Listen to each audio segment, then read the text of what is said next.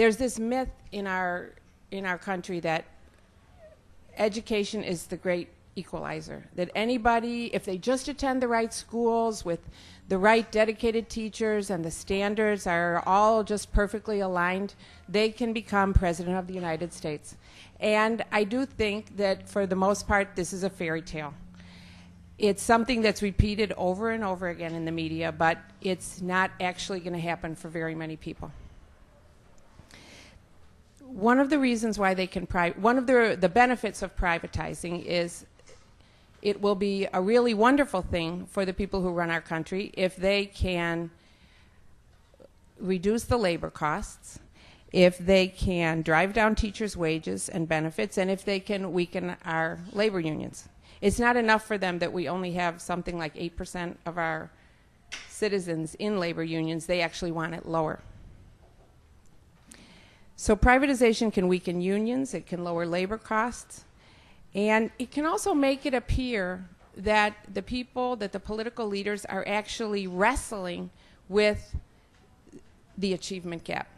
And it makes it appear that they're really doing something and that their interests are really the very best. They're really with the very poorest limited English students, and they're with the very poorest African American students.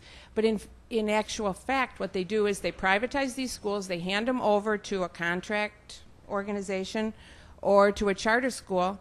They hand them a charter for 5 years, and they just say, do what you wish.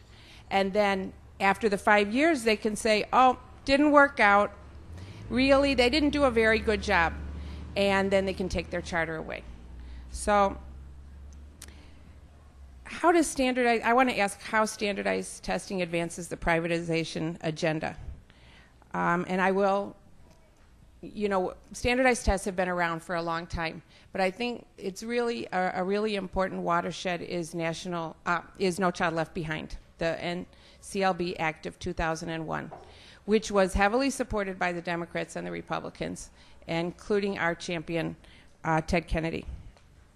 What NCLB did was it gave the government a mechanism for privatizing schools.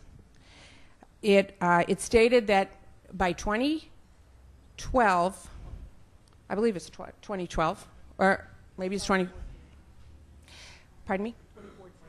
Thank you.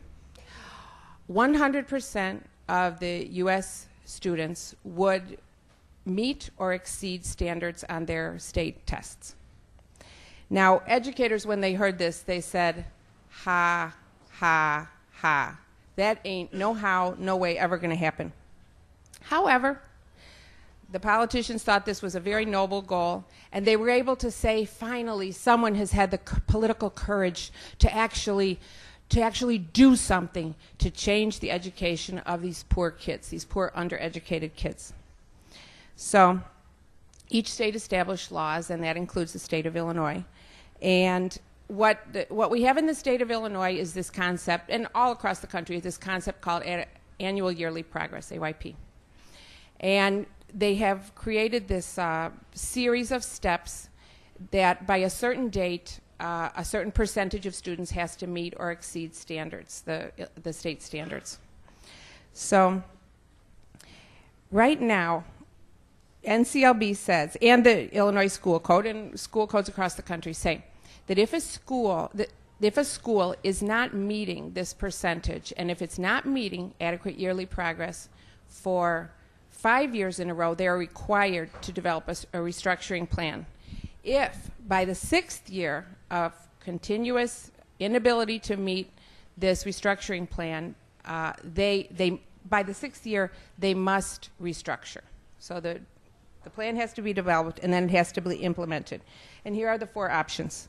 Open as a charter school, replace all or most staffs, enter into a contract with an entity with a proven track record of educational effectiveness, or other major restructuring. So Renaissance 2010 is developed basically rolled out in 2004, and right on. And really, they're very enthusiastically, they've developed their own plan for how they are going to implement No Child Left Behind inside Chicago. So for the purposes of Chicago Public Schools, really the only definition of being an effective school is to have good test scores. There's nothing else. That's it. And students are, you know, we could talk about the amount of overtesting inside the Chicago Public Schools, but may I say there's quite a bit of it. I'm a third grade teacher. It's a benchmark year. My kids, if they don't make a certain percentage, they have to attend summer school, and some of those kids are going to have to be flunked just based on this test. One test. This test that happens in 1 week period in March. I want to talk also about something called merit pay, which everybody's heard about, and we have our own variation on merit pay here in Chicago. It's called the TAP program. And the TAP program is, it came out of the Milken Foundation. I believe that's the Junk Bond Milken Fellow. That would be him. And so it's a national program, and I want to read a little quote about what their goal is. Their goal is, the idea behind the program is that performance incentives, which means extra money to teachers, combined with tools for teachers to track performance and improve instruction, should attract and retain talented teachers and help all teachers produce greater student achievement. So basically, they want to incentivize our profession. If you have this this hope that you can make more money because your students' test scores rise, you are going to be a better teacher and you are going to do what we want you to do. So they're feeding into this continuing loop where the only thing that's actually important is the test score.